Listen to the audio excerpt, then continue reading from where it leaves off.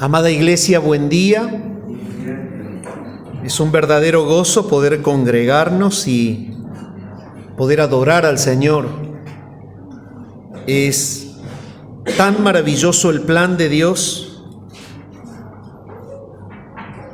en darnos la posibilidad de poder adorar. La palabra dice que el Padre busca adoradores que le adoren en espíritu y en verdad. Este es su plan eterno. De hecho, el diseño de la salvación persigue eso.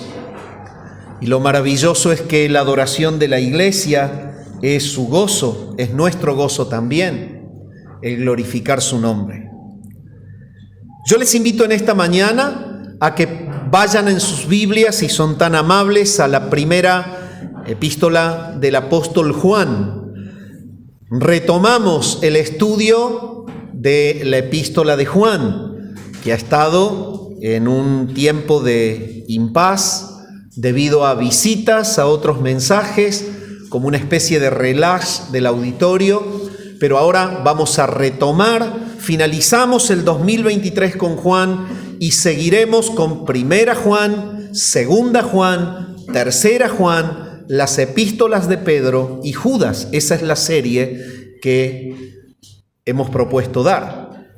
Así que les invito a que se posicionen en el capítulo 5 de la primera carta de Juan y vamos a leer desde el versículo 1 al 5.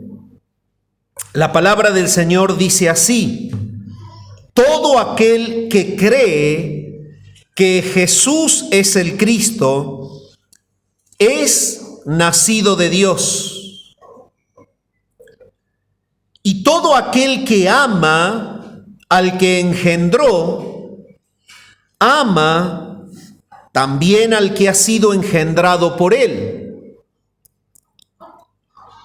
En esto conocemos que amamos a los hijos de Dios, cuando amamos a Dios y guardamos sus mandamientos.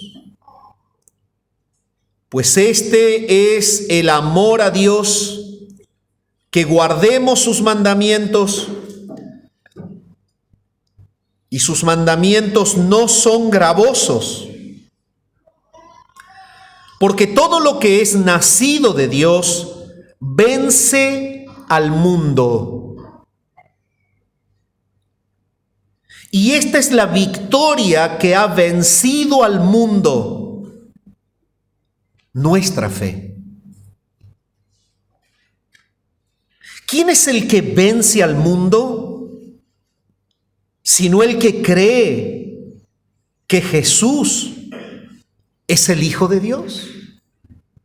Hasta aquí nomás la lectura en la palabra de Dios. Es un párrafo maravilloso. Tiene una conexión directa con todo lo que venimos estudiando.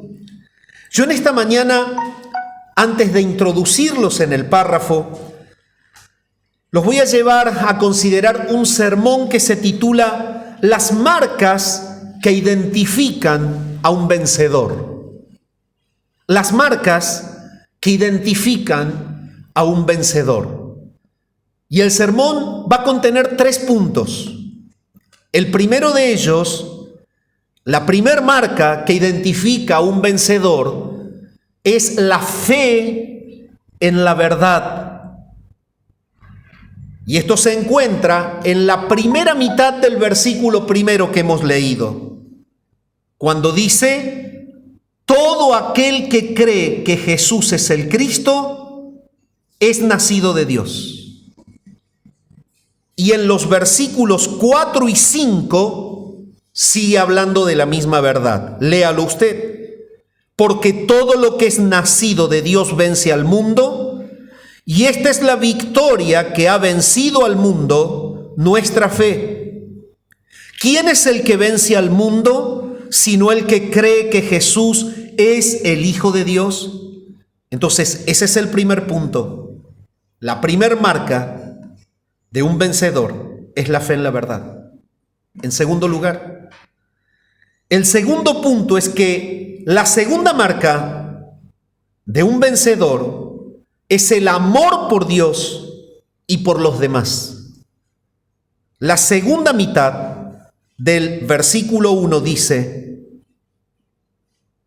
y todo aquel que ama al que engendró, ama también al que ha sido engendrado por él. La tercera marca que identifica un vencedor es la obediencia a la palabra.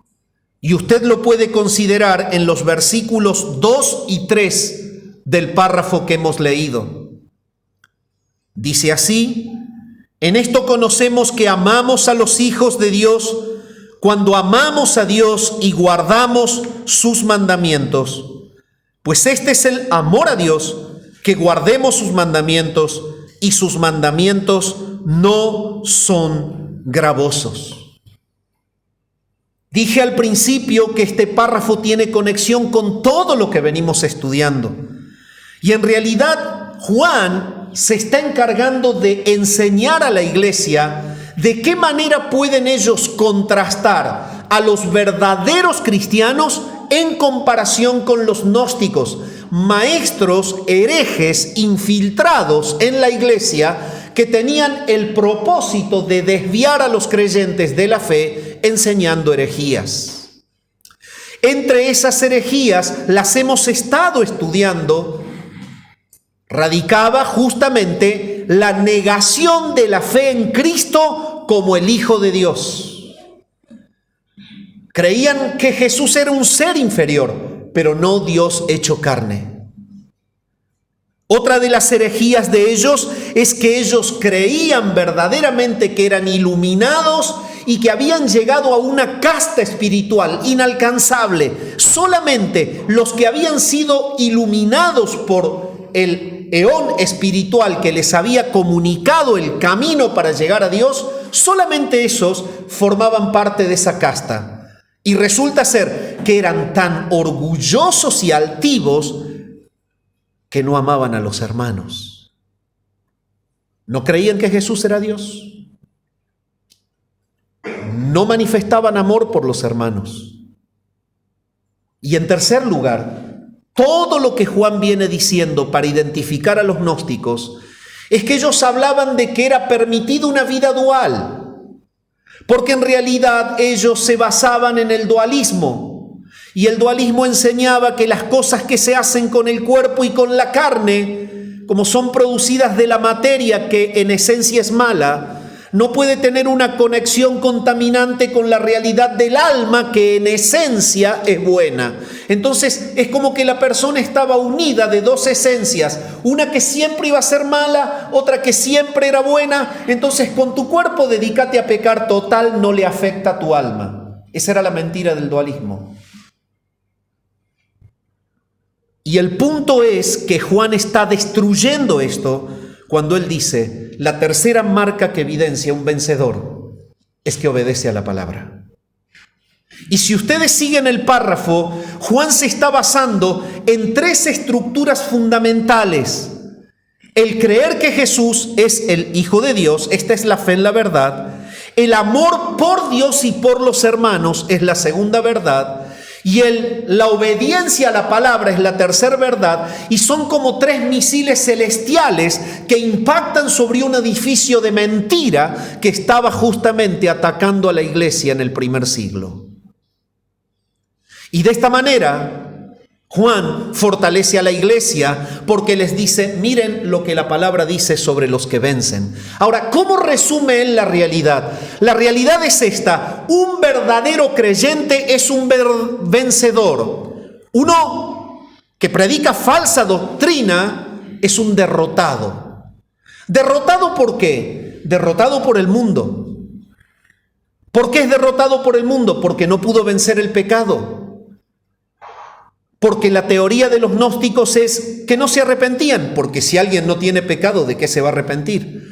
Y si todo lo que haces con el cuerpo no le afecta al alma, ¿de qué te vas a arrepentir? Peca tranquilo. Entonces, ahí está el problema. No vencieron al mundo porque no vencieron el pecado.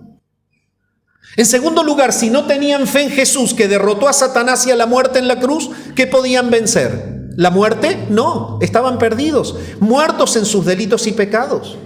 ¿Podían vencer a Satanás? No. porque esquivaban la realidad de la verdad.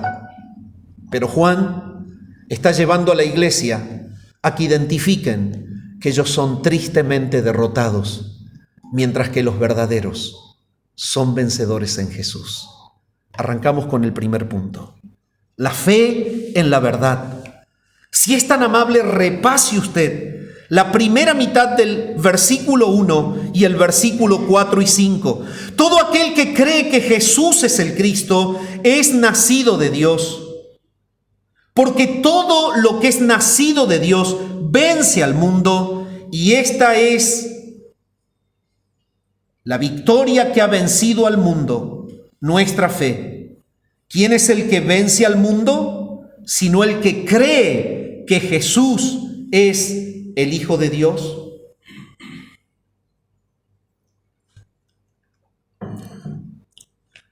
La característica fundamental de un vencedor es que cree que Jesús es el Cristo, es el Mesías.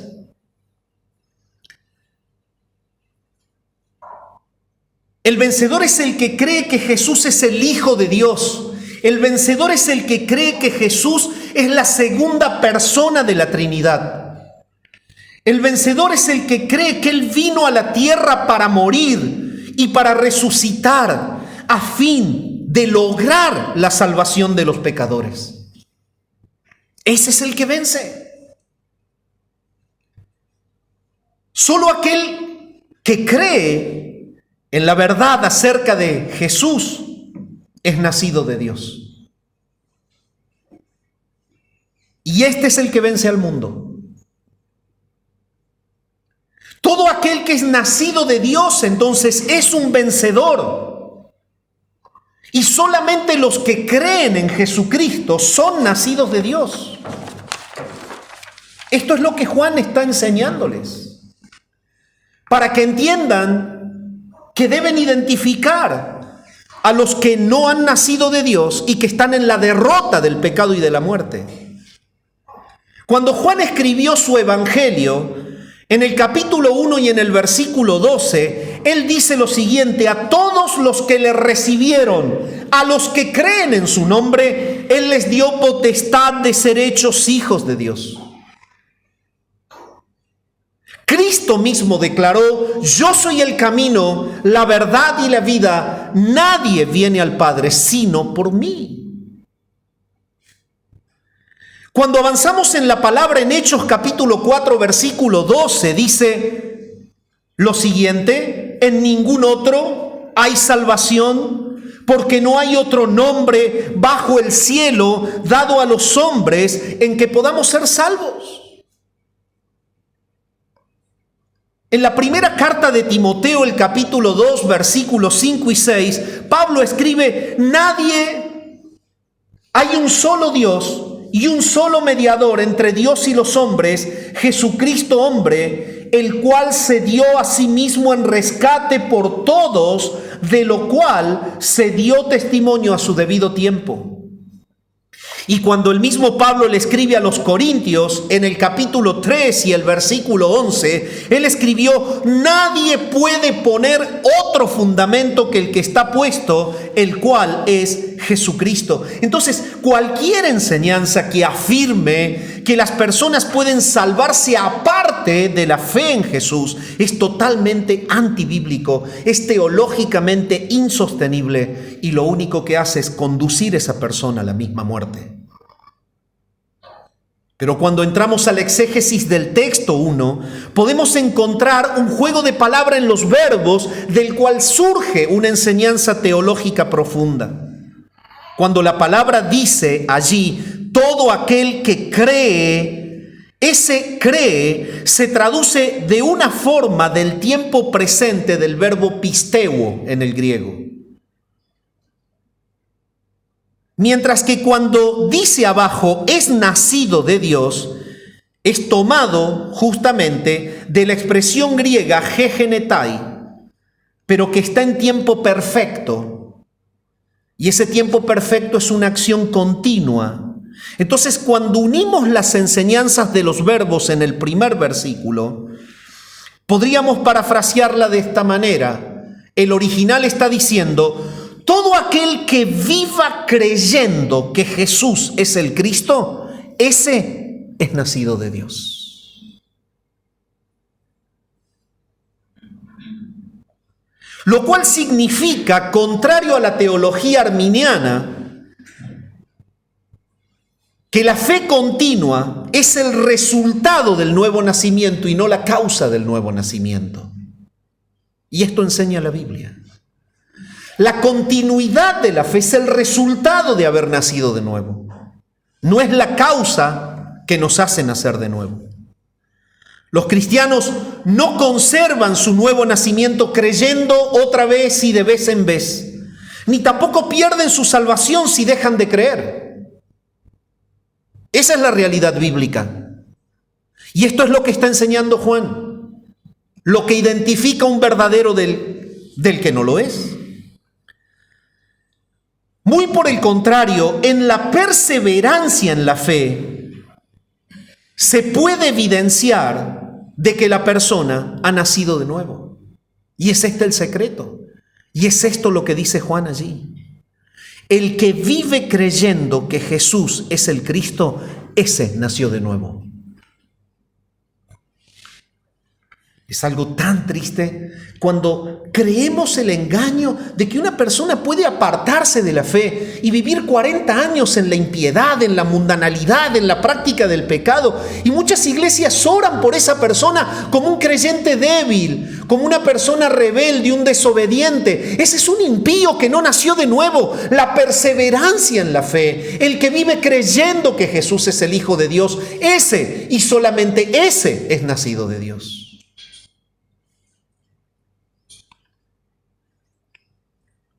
Y tampoco puede morir, como enseñan algunos, porque la fe verdadera no puede morir. Aparte, la fe muerta no salva, de acuerdo a lo que dice Santiago 2, del 14 al 26. Recuerden el pasaje cuando él habla de una fe muerta que no se evidencia en las obras. Esa fe no puede salvar. Es la fe que tienen los demonios. Ellos también creen y tiemblan, conocen la palabra y tiemblan ante ella, pero van al infierno.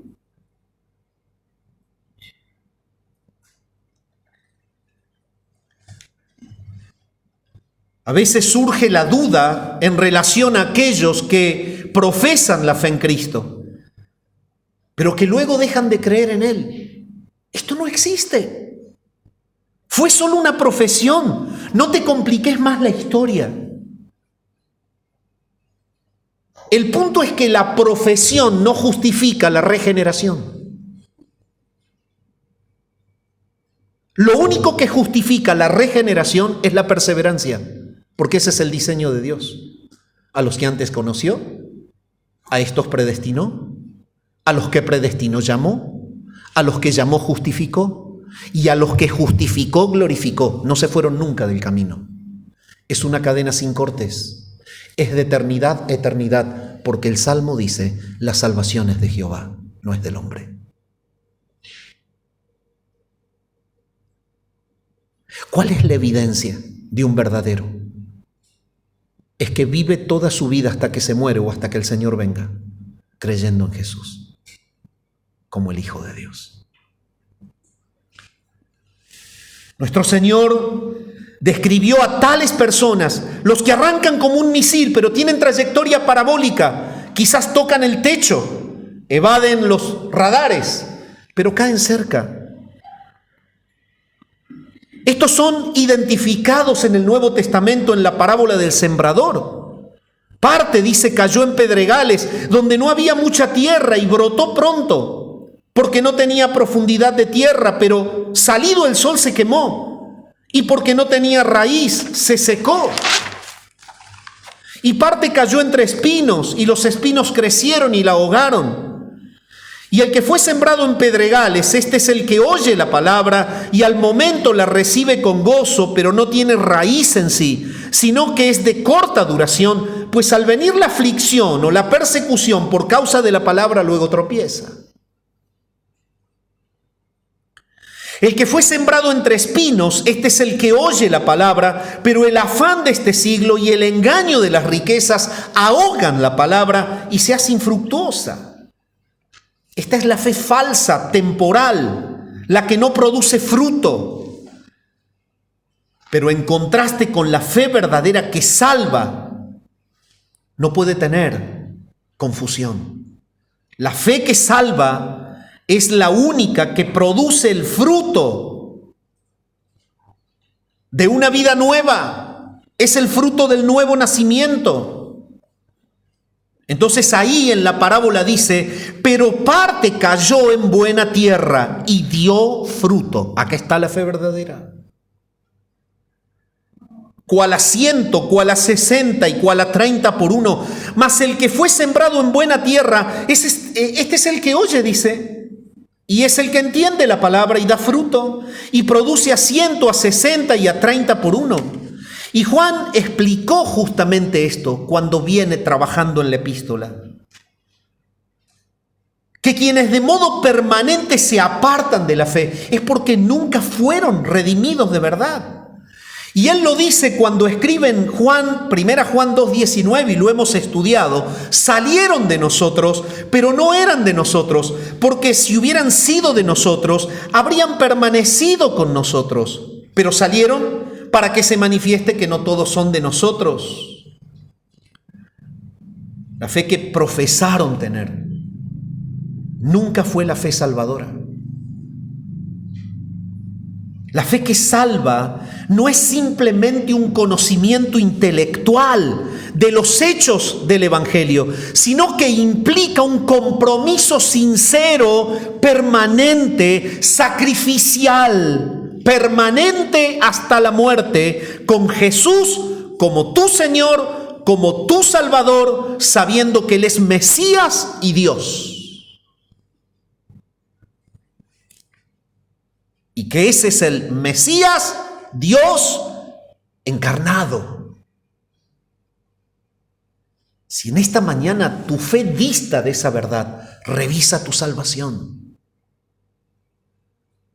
Nadie se salva con la fe de los demonios, porque ellos tampoco se salvaron y la tienen.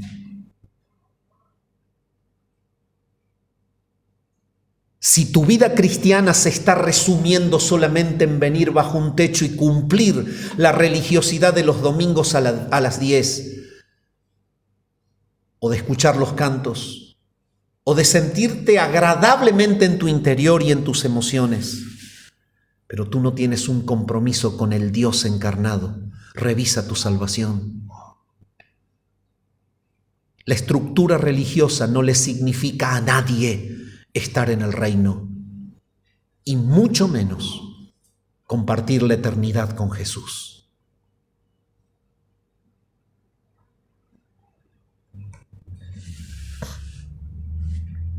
El contenido de la fe salvadora es que Jesús es el Cristo.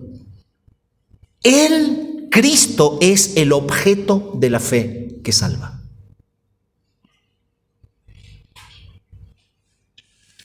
Aquellos que han nacido de Dios creen la verdad acerca de Cristo. Quienes no han nacido de Dios son mentirosos y anticristos. Esto es lo que viene trabajando Juan. Cuando usted lee en el capítulo 2, versículo 22 de esta primera carta, él dice, ¿quién es el mentiroso sino el que niega que Jesús es el Cristo? Este es el anticristo, el que niega al Padre y al Hijo.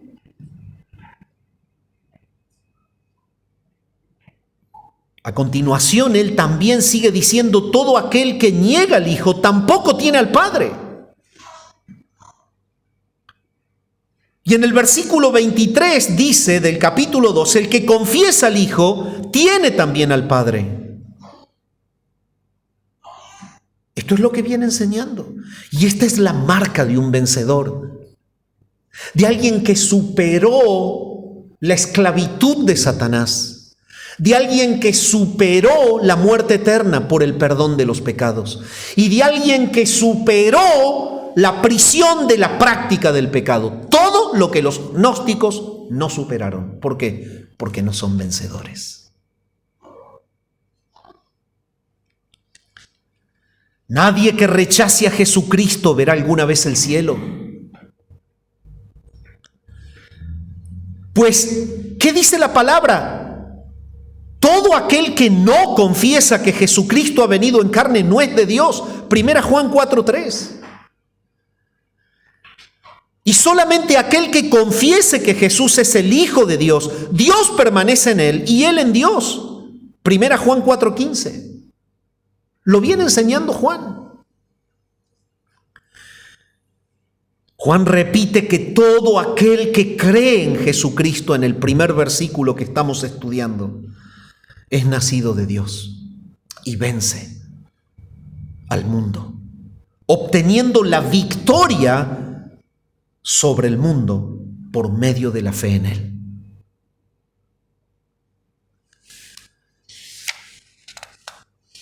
La frase nuestra fe que dice aquí, nuestra fe significa la fe que tenemos, es la que ya poseemos, es la fe que nos ha sido dada por gracia, es la fe heredada de Dios.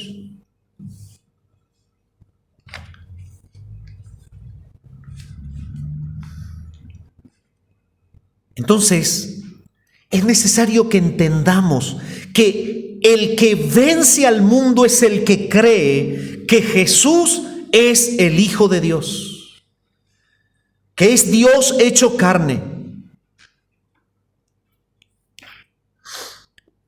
Es adecuado que veamos por el contexto que esta creencia que Juan está hablando no se está refiriendo al contenido objetivo del Evangelio como teología, sino a la confianza puesta en Jesús. Y que es por esta por la cual Dios nos hace santos vencedores.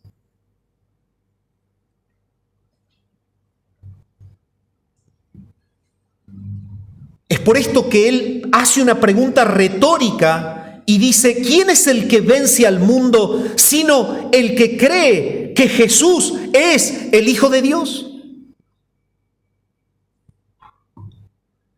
Los cristianos son vencedores victoriosos desde el momento de la salvación, en el momento de la regeneración. Ahí obtienen la vida y por lo tanto son constituidos vencedores. En ese momento se cortan las cadenas de la prisión.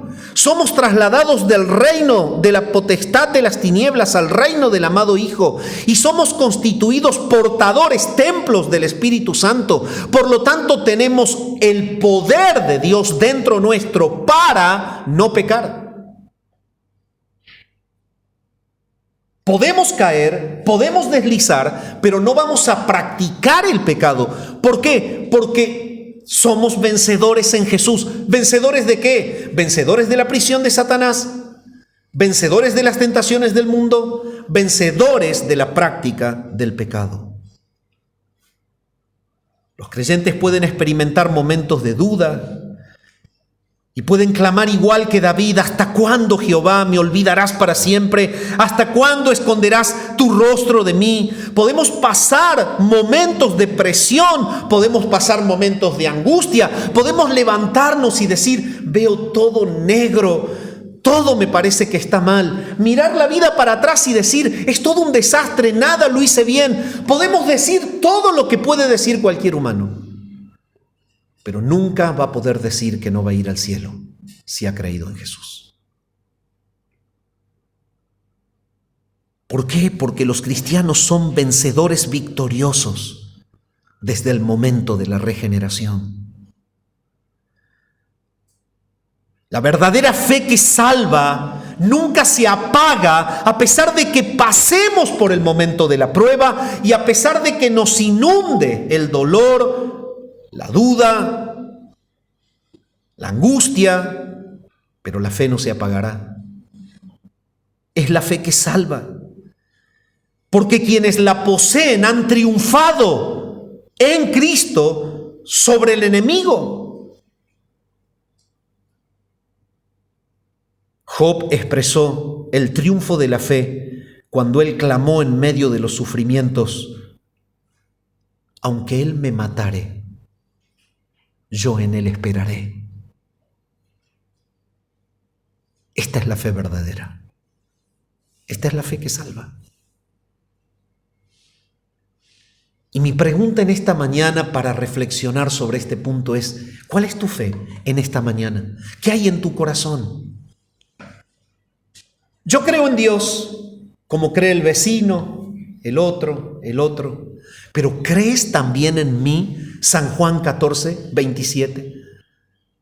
¿Creéis en Dios? Creed también en mí.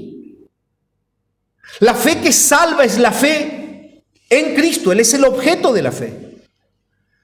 Y en Cristo, como quien es Él, el Dios hecho carne, que llevó sobre sus espaldas el pecado del pueblo santo y que lo pagó de manera completa, satisfaciendo la justicia del Padre de manera plena en la cruz. Ni un pecado queda libre de la cobertura de la sangre de la cruz. Ninguno de los del pueblo santo, desde que Adán cayó hasta que el Señor instituya cielos nuevos y tierras nuevas en su segunda venida, ninguno de ellos queda fuera de la cruz. ¿Cuál es tu fe? ¿Es esa tu fe? ¿La fe en ese Cristo? ¿O tú tienes la fe de la religiosidad? Yo me identifico bajo la fe evangélica y para mí la fe es ir los domingos a la iglesia. Para mí la fe es ser permanente y constante en cumplir, marcar tarjeta en cuanto a lo que es la práctica de la iglesia. Sin embargo, tu relación con Jesús no es buena. ¿Sabes? ¿Qué te hace suponer que pueda ser buena tu relación con Cristo en la eternidad cuando estando en la carne no eres verdaderamente sumiso a su señorío y amigo de Él? ¿Qué te hace suponer?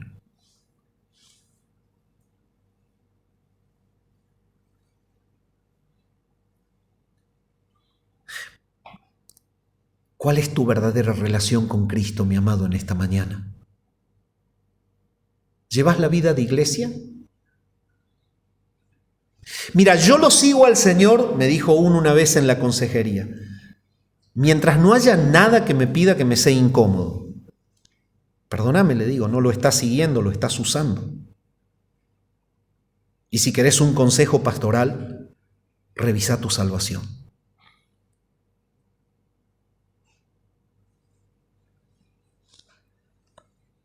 Que el Señor nos quebrante en esta mañana. ¿Quién es Cristo para mí? ¿Estoy siguiendo a una iglesia? ¿Estoy siguiendo una identificación humana? ¿La tranquilización de una conciencia humana? ¿O estoy ligado a Jesús, mi Señor y mi Salvador, y mi vida es para Él? Punto número 2. ¿Cuál es la segunda marca del vencedor? El vencedor es el que tiene amor por Dios y por los demás. Sea tan amable y vaya a la segunda mitad del versículo 1. Dice así: y todo aquel que ama al que engendró, ama también al que ha sido engendrado por él.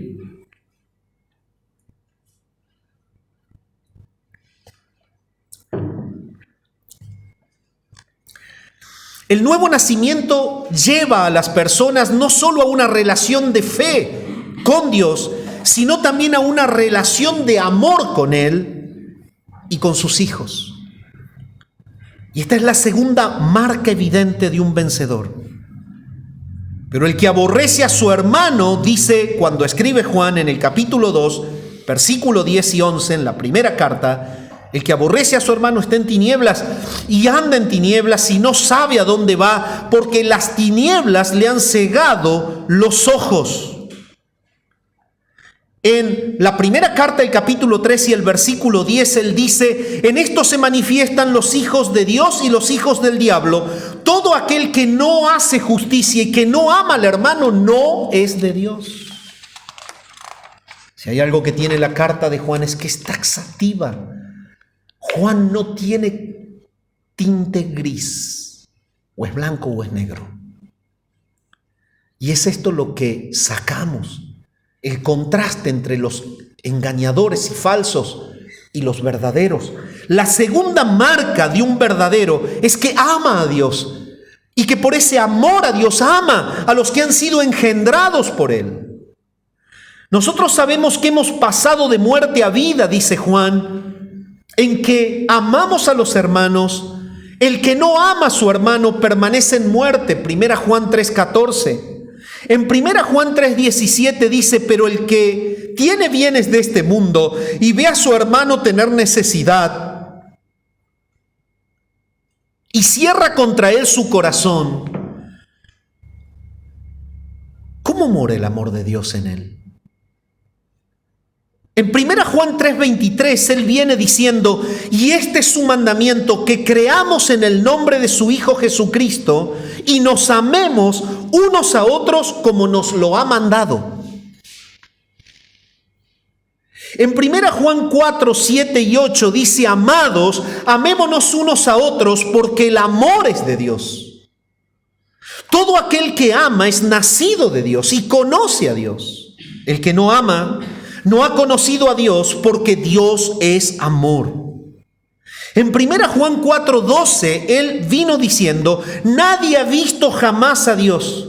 Si nos amamos unos a otros, Dios permanece en nosotros y su amor se ha perfeccionado en nosotros.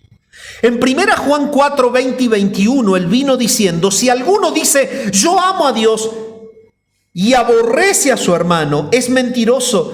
Pues el que no ama a su hermano, a quien ha visto, ¿cómo puede amar a Dios a quien no ha visto? Y nosotros tenemos este mandamiento de él, el que ama a Dios, ame también a su hermano. El amor del que Juan escribe no es simplemente emocional, no es el amor sentimental, porque de esa manera nosotros podemos entrar en el templo y decir, a ver, ¿quién es simpático? Juancito es simpático, Pepita también, me voy al lado de él porque me hace reír, es agradable. Pero no te vas a acercar a Carlos porque es callado, es introvertido, aburrido. Entonces, ¿para qué lo voy a amar? Esto no es el amor. No es el amor del que habla la palabra. No tiene nada que ver eso con amor. Eso es un egocentrismo emocional. Voy a extraer de la persona lo que me agrada. El otro, que Dios lo ayude. Eso no es amor. Entonces, ¿qué dice Juan? ¿Cuál es la evidencia de un vencedor? ¿A quién el Padre dio vida para trasladar de las garras prisioneras de Satanás y ponerlo en la libertad de Cristo a través de la cruz? ¿A quién? Al que ama de verdad. ¿Y cuál es ese amor? Ese es un amor de voluntad y de decisión. Es el amor que atiende permanentemente y con sudor sacrificial la necesidad del otro. Entonces, si tú lo ves como lo que significa amor en la palabra, cuando entras y ves al cabizbajo en una sillita, asustado, porque no puede comunicarse con los otros, porque tiene un problema emocional, el que ama se acerca, le da charla, lo abraza, le lee la palabra, ora por él, le saca la conversación, lo trata de alentar, lo enseña a hablar, lo enseña a superar su prisión, lo enseña a ser sociable, lo enseña a caminar. ¿Por qué? Porque lo ama.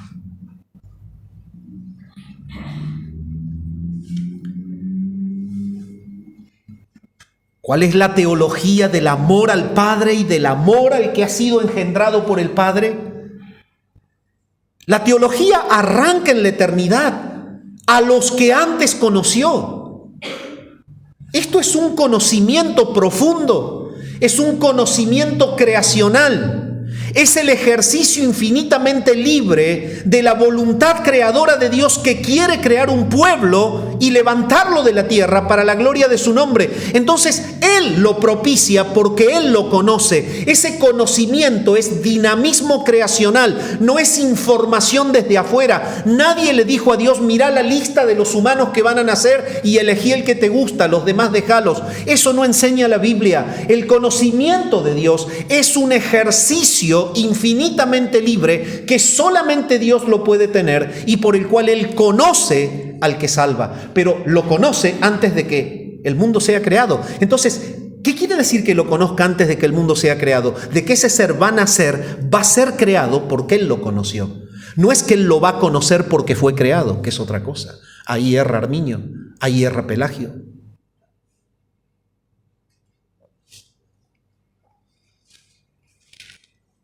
Él conoce porque Él es Dios.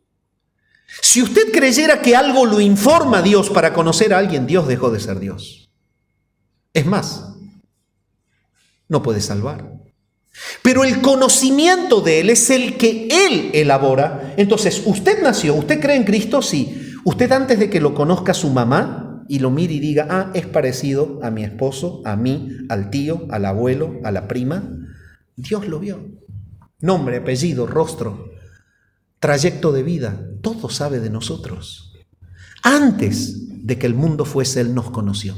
Entonces, conocer es dar existencia primero en el propósito soberano de Dios. Segundo, es propiciar el medio para que exista material y carnalmente. Entonces, Dios crea el mundo porque quiere un pueblo para su gloria y Dios redime del mundo ese pueblo porque Él lo pensó para su gloria.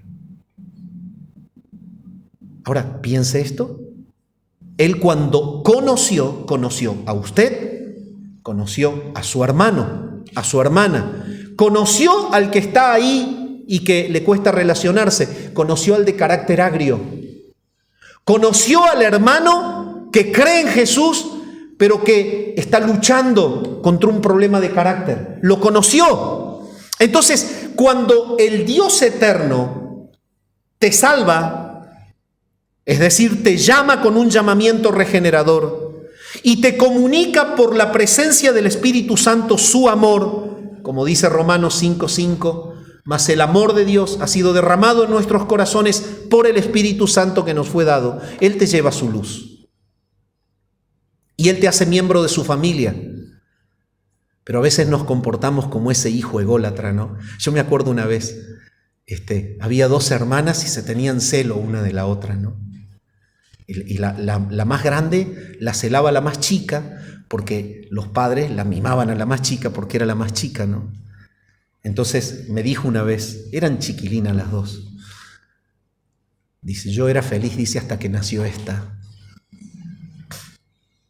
Le digo, pero es tu hermana. Yo quiero que mis padres me besen. Y me hacía así, no me lo voy a olvidar nunca más. Que los besos sean para mí sola.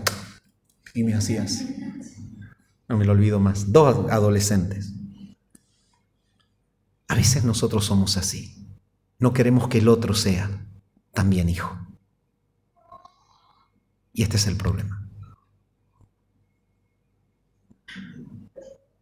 El que ama a Dios, indefectiblemente por una cuestión natural de vida, de esencia de vida, no puede aborrecer a otro que nació del mismo Padre. ¿Por qué? Porque tienen el mismo origen, lo conoció el mismo Padre que lo llamó a la vida y a ser de Jesucristo. Y es por eso que Juan viene diciendo, el que no ama al hermano no tiene a Dios, no se equivoquen. Ese es el sentido teológico profundo. El acto de la elección. Él nos predestina. Él nos adopta para que seamos conformes a la imagen de su Hijo. Toda esta elaboración redentora afecta y aplica a los que son engendrados por Él. Entonces, cuando habla de que son engendrados por Él, habla del acto justamente de haberlos hecho nacer. Y si los ha hecho nacer en Jesús es porque los pensó en la eternidad. Entonces, ¿quién soy yo para que en este sitio terrenal, en donde soy solo un receptor por gracia de la salvación, yo pueda ser un discriminativo de otro hijo que Dios ama? Es imposible admitirlo. Y es por esto que Juan dice, ¿querés saber quién no tiene salvación? El que dice que es de Cristo, pero no ama al hermano. Eso pasaba con los gnósticos. Decían ser de Cristo, pero eran soberbios, divisivos, no amaban a los hermanos.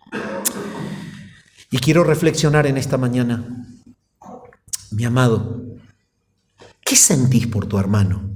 Por el hermano de la iglesia de Saldán. Empecemos por casa. Ay, me cuesta tanto estar con esta persona. Cuando eso sale en la consejería, solamente trato de llevarlos por este camino. Todo el tiempo que estás tragando saliva para tragar a alguien, te pido que te arrodilles y ores por él. Todo ese tiempo, cámbialo de la agresión a la oración. ¿Qué sentís por el hermano? ¿No te das cuenta que en el momento en que tu corazón es negativo hacia el hermano, atacás al que lo engendró?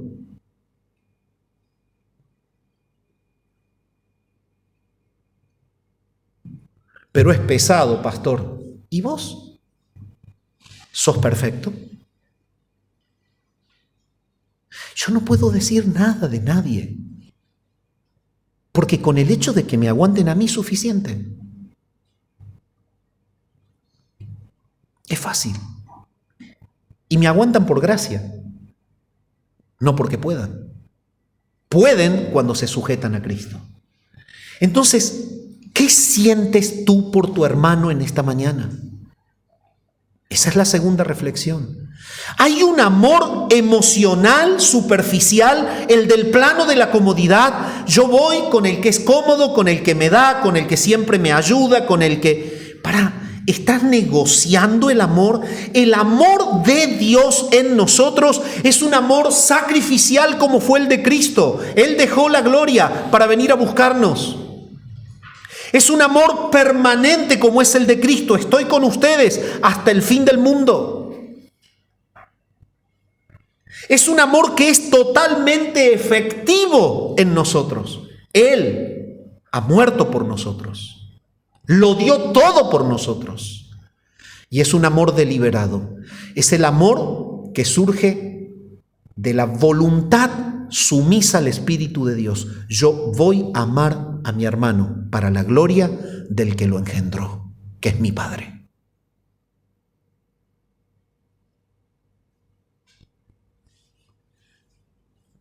Tercera marca de un vencedor, la obediencia a la palabra. Si usted es tan amable, lea por favor los versículos 2 y 3. En esto conocemos que amamos a los hijos de Dios cuando amamos a Dios y guardamos sus mandamientos, pues este es el amor a Dios, que guardemos sus mandamientos, y sus mandamientos no son gravosos. Así como es imposible amar a Dios sin amar a sus hijos, así también es imposible amar realmente a sus hijos si no amamos a Dios. Son excluyentes. Si amamos a Dios, amamos a los hijos de Dios. La persona que viene y dice, yo amo al hermano, pero ¿y cómo estás con el Señor? Y no estoy muy bien, pero yo amo a los hermanos. Se está equivocando. Van juntos. El amor a Dios es el amor a los que han sido engendrados por Él. Pero esto de amar a Dios y amar a los que son engendrados por Dios es una marca de que esa persona ha nacido de nuevo. Es prueba de la fe genuina. Pero hay otra prueba de la fe genuina, que es la obediencia constante y afectuosa a los dichos del Señor. Y es esto lo que Juan está diciendo, y es justamente en lo que verdaderamente fallaban los gnósticos, porque no eran escriturales, ni venían bajo la línea del evangelio predicado en el antiguo pacto, ni tampoco de las enseñanzas apostólicas. Entonces, la verdadera fe salvadora produce obediencia a las Escrituras. Aquellos que creen que Dios es aquel que la Biblia revela, responderán en amor, en alabanza, en adoración y en obediencia al Señor.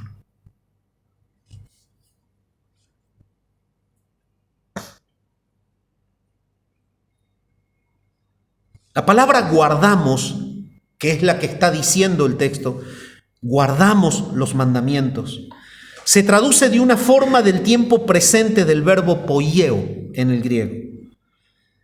Y esto tiene el ímpetu, el sentido de conseguir, de llevar a cabo o de practicar. El guardar no es tomarlo para mí y olvidarlo. El guardarlo justamente es dinamizar lo que aprendí. Esto significa que tengo vínculo con el Dios que lo habló, y mi vínculo con el Dios que lo habló es un vínculo temeroso. Por eso yo voy a estar sudando para que su dicho pase por mi entendimiento y por la fidelidad de mi corazón para que controle mis prácticas. Y eso es lo que dice Juan. La vida se manifiesta, el canal de la vida se manifiesta cuando en realidad por tu relación con Dios, que constituye un amor por el que te salvó, y con una vida práctica de amor por los que han sido engendrados por Él, entonces ese canal activo hace que la palabra de Dios fluya y controle tus conductas. Ese es el diseño de Dios. Y esta es la marca que no tenían los gnósticos, pero que tenían los verdaderos. Entonces, esto significa guardar, practicar, llevar a cabo. Y el tiempo presente indica que la obediencia de los creyentes debe ser continua.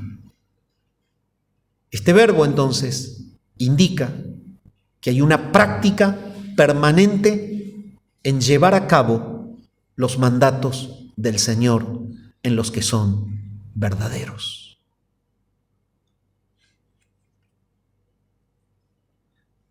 Siempre constituirá esta actitud la dirección, aunque no la perfección, pero la dirección de tu vida. La dirección de tu vida pasa a ser el mandato de Dios, no pasa a ser lo que a vos te parece de la vida, sino lo que Dios dice de la vida. Y esta es la gran diferencia.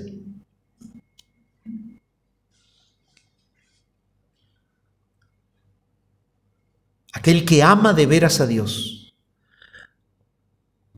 observará los mandamientos divinos como un verdadero tesoro preciado y se esforzará desesperadamente para guardarlo a todo precio. El amor a Dios y la obediencia a la palabra van de las manos, no se pueden soltar.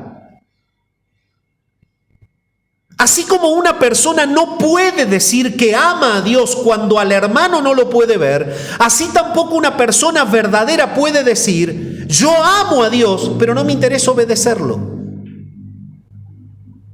Lo amo por lo que me dio, pero no me interesa lo que me pide. Esta dicotomía es un verdadero conflicto que hace evidente que esa persona no tiene piedad, sino religiosidad.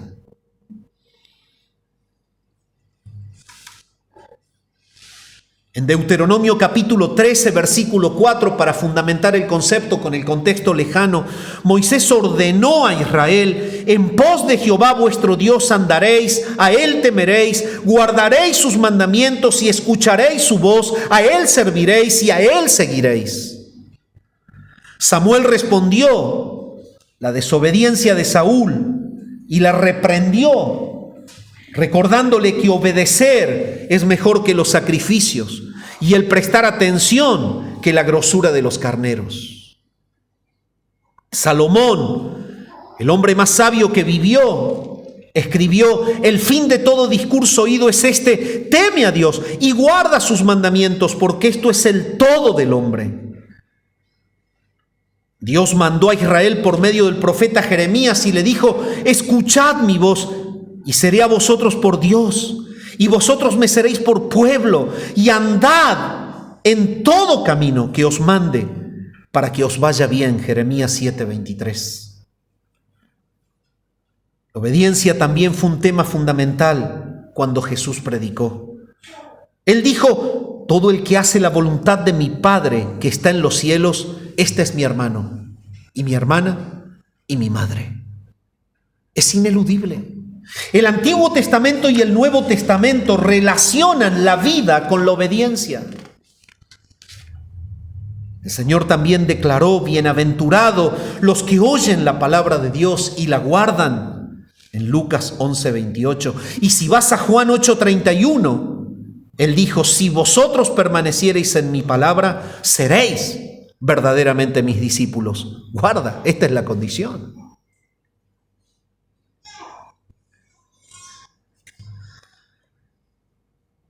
En San Juan capítulo 14 y el versículo 15, estando Jesús en el aposento alto, les dijo a los suyos: si me amáis, guardad mis mandamientos. Esto es amor y obediencia de la mano. También Él dijo: vosotros sois mis amigos si hacéis lo que yo os mando. Y cuando pasamos la enseñanza de Jesús y caemos a las cartas, en Hechos 5:32 los apóstoles lo enseñaron. Y nosotros somos testigos suyos de estas cosas, y también el Espíritu Santo, el cual ha dado Dios a los que le obedecen. Pablo, escribiendo a los romanos, dice: por quien recibimos la gracia y el apostolado para la obediencia a la fe en todas las naciones por amor de su nombre. En Romanos 15:18 dice: porque no osaría hablar sino de lo que Cristo ha hecho por medio de mí para la obediencia de los gentiles, con la palabra y con las obras. Y cuando vamos a Romanos 16:25 y 26, leemos: al que puede confirmaros según mi evangelio y la predicación de Jesucristo, según la revelación del misterio que se ha mantenido oculto desde tiempos eternos, pero que ha sido manifestado ahora y que por las escrituras de los profetas, según el mandamiento del Dios eterno, se ha dado a conocer a todas las gentes para que obedezcan a la fe.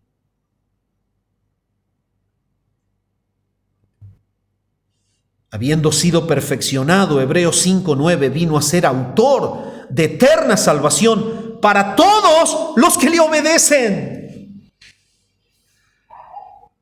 Y si cambiamos de Pablo a Pedro, no nos escapamos de lo mismo.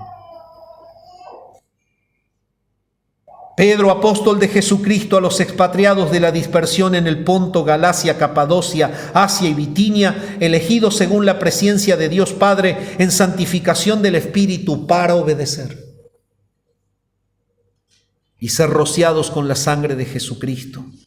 Gracia y paz os sean multiplicadas.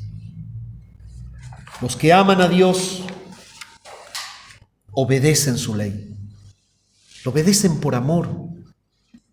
Hermanos, si en algún momento te cuesta obedecer la palabra, no gastes tiempo ni sesiones de consejería. No vayas a psicólogos ni a psiquiatras. El secreto es muy simple. Revisa tu salvación y revisa tu amor por Dios.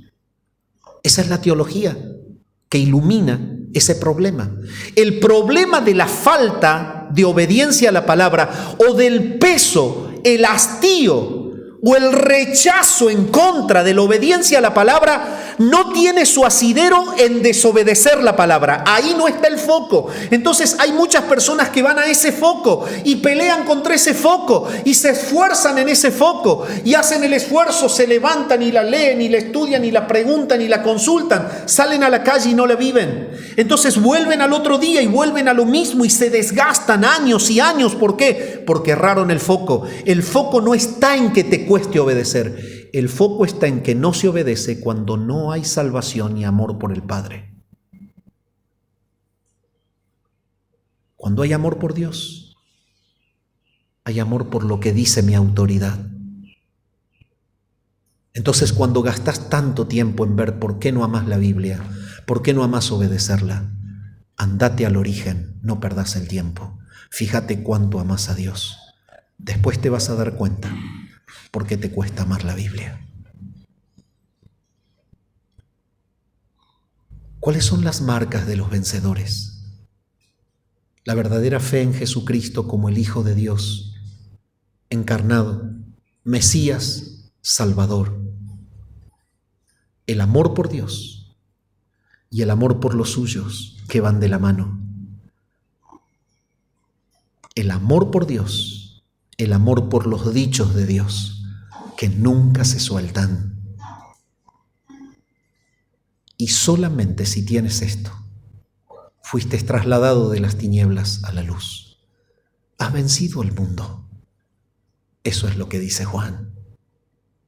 Pero yo quiero preguntar en esta mañana en el auditorio, ¿hay alguien que todavía sea prisionero del mundo, propio de sus propias tinieblas, prisionero de sus propias tinieblas? ¿Estás en pecado? ¿Muerto en tus delitos y pecados? ¿Todavía Jesús no es tu Señor? ¿No has entendido que Él fue enviado a la tierra para ser el Señor y el Salvador de todo aquel que cree en Él? ¿No has entendido aún que Cristo lleva sobre sus espaldas y paga al Padre en la cruz el precio del pecado de todo humano que cree en Él? Si tú todavía no has creído, la voz del Señor en esta mañana es: arrepentíos. El reino de los cielos se ha acercado. Es necesario que vengas a Jesús. Solo viniendo a Él tus pecados serán perdonados. Solo en Él tendrás perdón y vida eterna. Padre, gracias por tu palabra en esta mañana. Señor, nos gozamos por ser vencedores por medio de aquel que nos amó. Hemos vencido al mundo. Hemos vencido el poder del pecado y de la muerte. Solo por pura gracia en Jesucristo. Y queremos darte tantas gracias por tu salvación.